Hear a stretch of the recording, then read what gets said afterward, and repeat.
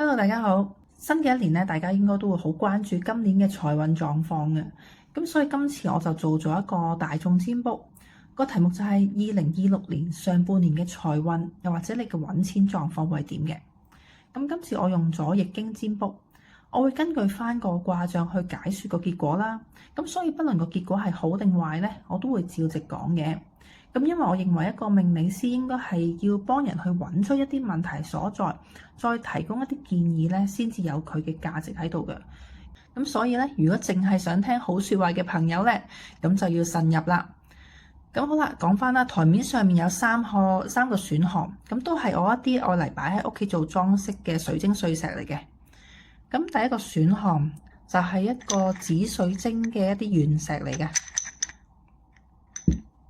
第二個選項係一啲橄欖石嘅碎石，第三個係粉晶嘅碎石。咁呢個時候咧，大家可以喺心入面諗住個問題就係2026年上半年我嘅財運狀況係會出現啲咩嘅情況呢？然之後就憑直覺喺三個入面挑選一個啦。揀選咗第一個選項紫水晶嘅朋友，得到一支喜卦係水火既濟卦。喜卦即係代表事情嘅開始，咁即係話2026年開頭你嘅財運狀態就係會有呢一個水火既濟卦嘅特性出現啦。咁所以大家可以一路聽住個卦嘅解說啦，一路留意住依家又或者嚟緊嘅時間咧，有冇以下嘅情況出現啦。咁水火既濟卦咧，基本上咧都係一支吉卦嚟嘅。咁點解我會話係基本上咧？咁我陣間咧都會解說翻嘅。其實呢一支卦佢係講緊話事情咧係可以成功啦，目標係可以達成嘅。因為咧水係喺上卦，火係喺下卦。水有向下流嘅特性，而火咧就有向上升嘅趨勢，就表現出一種陰陽交匯而過嘅表現啦。咁所以咧，代表你進行嘅事係因為環境又或者人事嘅影響咧，而容易獲得成功嘅。咁譬如果你係做緊生意啊、跑數要簽單嘅朋友咧，喺上半年嘅開頭時段咧，都會比較容易獲得成功嘅。咁又或者如果你係計劃緊一啲揾錢嘅項目咧，得到呢一支卦，成功嘅機會都會比較大嘅。咁但係打工嘅朋友咧，如果只係每個月收一啲固定嘅收入啦，咁就可能冇獲得一個咁大嘅好處啦。咁呢一支卦咧，只係代表話你嘅財運咧都會比較平順啦，初期咧冇乜大風浪嘅。但係點解我會話呢一支卦係基本上係吉卦咧？咁因為水同火本身係相克㗎。咁所以水火既濟呢一個成功嘅現象，好可能只係一時之勢，未必可以好持久咁樣落去嘅。咁所以我哋要睇下一步變化，亦都即係話係動爻之後嘅變卦啦。咁今次呢一支卦咧就係動上爻，動上爻之後就會變咗做呢一支風火家人嘅卦啦。咁呢支卦咧，上卦係風，係屬木嘅；下卦咧係火，都係屬火啦。咁呢個木可以生火，咁即是話咧，火呢一件事咧係可以持續俾木去生旺，去一路燃燒嘅。咁即係話代表呢一件事情咧，其實嗰個成功係可以持續，可以維持一段時間嘅。咁但係咪就係話任何事情都可以成功咧？咁我哋要再細心啲睇啦。咁起卦同變卦咧，都係有火呢一個特性嘅。咁即係話，我哋要維持到呢個成功咧，其實有兩個關鍵嘅條件嘅。第一，呢件事情要同火有關啦。咁咩同火有關咧？譬如電腦資訊文化，依家好興嘅AI 啦，又或者一啲靚嘅嘢啦，譬如係美容啊、化妝啊，甚至乎煮食啦。煮食因為要用火噶嘛，咁呢一啲行業咧就會可以獲得一個相關嘅好處啦。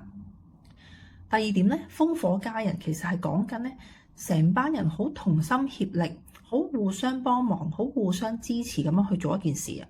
咁即係話咧，你要成功嘅話，呢件事一定要有人去幫你，有一班人去撐你咁樣先得嘅。咁如果你係自己一個單打獨鬥，唔俾任何人參與嘅，又或者呢件事情咧，其實大家都唔支持你嘅做法嘅話咧，咁呢個事情嘅成功機會咧就會低好多啦。咁所以咧，如果選項一嘅朋友，你想喺2026年嘅上半年有一個比較順暢、比較成功嘅一個財運運勢咧，記得要有人去支持你，有人同你一齊齊心協力咁樣去共事，先至會獲得成功嘅。揀選第二選項橄欖石嘅朋友咧，得到一支喜卦咧，就係火澤葵。喜卦即係代表現時嘅狀態，或者係我哋問緊2026年上半年嘅財運啊嘛，咁即係話係2026年嘅開頭部分，你嘅狀態就會呈現火澤葵啦。咁所以咧，大家可以一路聽住個卦解說，一路留意住依家又或者嚟緊嘅時間有冇以下嘅情況出現啦。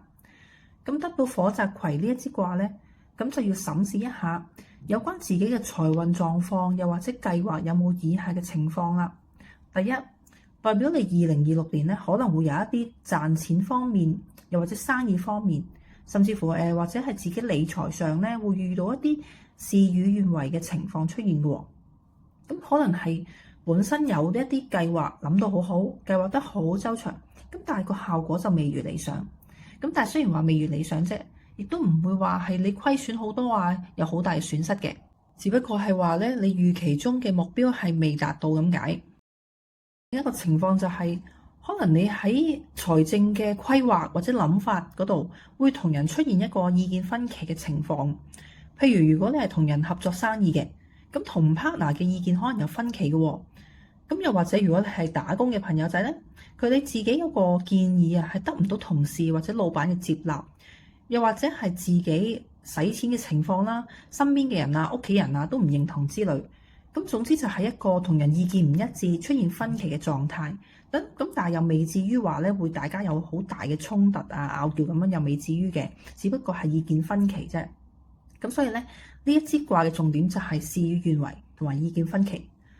咁接住落嚟嘅發展會係點咧？我哋又睇一睇變卦喎。咁今次嘅變卦咧係動四爻，動四爻就會變咗做呢一支山澤選啦。選顧名思義咧就有損失，咁但係呢個損失咧就唔需要咁驚嘅，因為呢個損失其實有意義嘅喎。因為呢一個損失其實係為咗去避免更加大嘅損失、更加大嘅財務上嘅破耗嘅喎。咁所謂塞翁失馬焉知非福，咁呢個卦亦都有一個意思，就係話你唔好怕蝕底少少，因為你嘅蝕底係為咗去避免一啲更加大嘅麻煩。我舉個例子啊，咁因為呢個係大眾占卜啦，咁大家就將個卦嘅意思咧套入翻去自己個實際情況嗰度運用喎。咁譬如你係同人傾嘅一單合作生意嘅，咁但係因為大家咧就住某一啲細節啦，有一啲唔同嘅睇法、唔同嘅諗法啊，咁一路咧都得唔到一個結果。咁因為火澤葵就係講緊話意見大家有分歧啊嘛，咁點樣咧？呢一支山澤選嘅卦咧就係教你，其實你可以退一步，可以讓一步，可能或者蝕底少少喺呢件事。咁呢件事咧就好大機會係可以獲得一個比較好、冇咁大損失嘅情況啦。咁譬如話，可能你賺少啲嘅，咁但係就算你賺少咗，你都起碼係傾得成呢一單生意，咁就唔會話完全冇啊。咁所以咧，如果揀選咗第二選項橄欖石嘅朋友咧，喺2026年嘅上半年咧，就要留意返會唔會同人有一啲意見分歧，咁就要諗定點樣去處理啦。處理嘅方法之一咧，有機會係可能要你自己犧牲少少，唔好怕蝕底啦。選擇咗第三選項粉晶嘅朋友，得到一支水火既濟卦。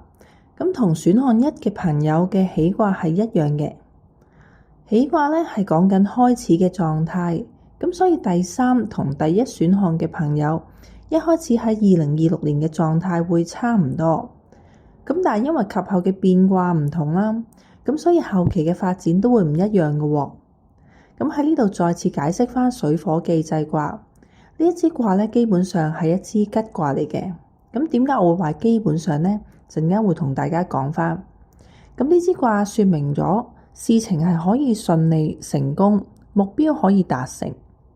水喺火嘅上面，而水向下流，而火勢向上，表現出一種陰陽交匯而過嘅狀態。咁所以進行嘅事情呢，會因為環境又或者人事嘅影響而容易獲得成功嘅。咁假如你係做生意或者跑數嘅朋友，喺2026年開始嘅時段咧，都會比較順利嘅，容易簽成買賣合同。或者如果你正在喺度計劃緊揾錢嘅項目咧，成功嘅機會亦都會比較高嘅喎。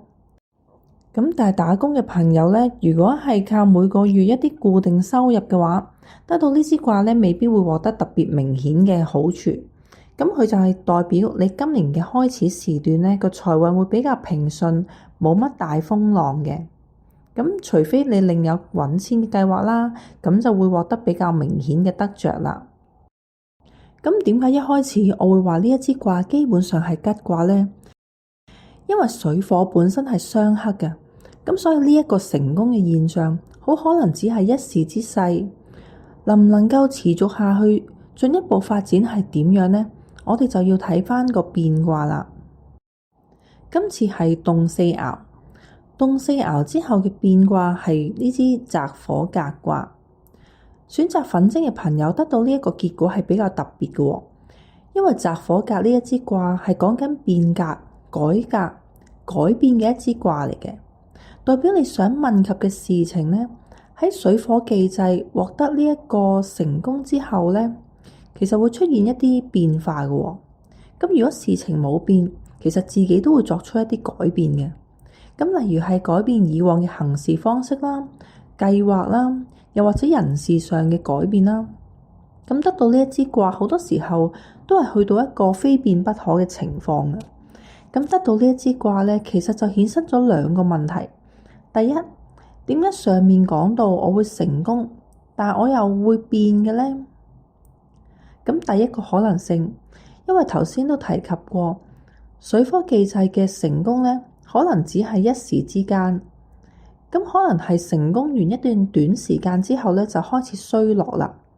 咁有機會係可能你成功之後，譬如你係做生意嘅，本來做得唔錯，咁但係過咗一段時間之後咧，個生意開始衰落，生意開始慢慢減少咗，咁你就會產生一啲想法，想作出一啲改變。例如你2026年一開始嗰個財政狀況都幾好嘅。咁但係咧，會可能突然間出現咗一啲情況，令到你開支多咗，或者收入減少咗。咁呢個時候咧，你就會諗一啲辦法去開源節流。第二個可能性係你未去到一個衰落下滑嘅趨勢，仍然係處於一個成功嘅階段嘅，但係你就想去擴展，想乘勢出擊去尋求一個更大嘅發展機遇。咁你好可能會作出一啲革新嘅。舉個例子，可能本身你係做緊一啲本地嘅生意啦，呢個時候你可能會想開拓海外嘅市場，又或者本身你係想你係打工嘅，咁你會希望賺多啲錢啦，咁可能考慮出去做兼職啊，做一啲秘撈生意之類嘅。咁總之就係講緊有一啲情況出現咗，你自己會想作出一啲改變。咁剛才講緊話會衍生兩個問題。第一個問題就係啱啱講話點解突然間要變啦。第二個問題就係，既然我知道我需要去改變，咁究竟要改變啲咩呢？咁呢支卦其實係冇講到話需要改變啲乜嘢嘅。如果平時幫人一對一咁占卦呢，咁會同對方傾一傾，其實心目中會唔會有一啲事項係已經打算作出改變嘅？因為一般占到呢一支澤火革嘅問事者咧，其實心目中都會有一啲事情係想作出變化。咁如果對方有，咁譬如佢心目中有1至3個想法啦，例如佢有 A、B、C 3個選項喺心目中覺得可以作出改變嘅，咁就喺呢3個選項之中，每一個選項再出多一支卦，咁睇下 A、B、C 3支卦邊一支係最好嘅。咁假如 B 嘅卦係最靚最好咧，即係話佢要改變嘅事情咧，就係 B 呢一件事啦。咁但係因為呢一個係大眾占卜，咁冇特定針對某個人或者某件事咧去進行占卦嘅，咁所以依家就冇辦法做到呢一部分啦。咁但係大家可以理解翻呢個卦嘅意思就係咧，如果揀選咗第3選項嘅朋友要謹記啦，當你喺2026年嗰個財運事業係比較成功、比較順利嘅時候，就千祈唔可以太過得意忘形。咁要記得要做好一個隨時有變化嘅心理準備，最好咧就喺事前準備定 Plan B Plan C。咁萬一事情真係出現變化呢，咁或者就好似水科技制咁講，好一段時間就開始回落的話呢，咁你都有兩手準備，唔會話失晒預算，咁就可以順利度過啦。